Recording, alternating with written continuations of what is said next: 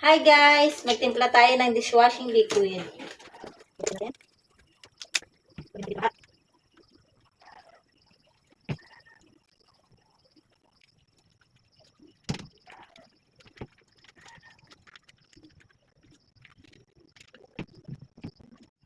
Mag-add na tayo ng water guys.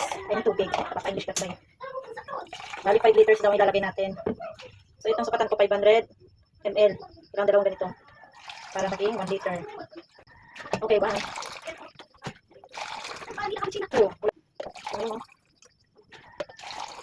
3.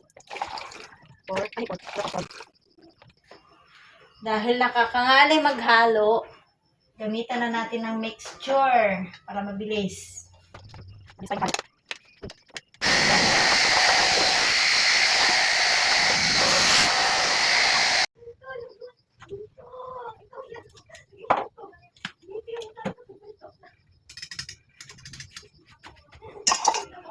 Ayan, okay na siya guys. Ayan na siya guys. Oh. Takpan lang muna natin tapos bukas na natin siya ilagay sa mga lagayan natin. Hello guys, ito na yung ating tinimpla oh. Plain na green na siya, 'di ba? Kaya kailangan pag bagong timpla guys, i-rest muna natin siya ng magdamag para mawala yung bula-bula niya. Gawa ng paghalo natin, magkakaroon talaga siya ng bula. Kaya kailangan natin i-rest. So ayan na, tignan nyo naman ang linis na, 'di ba?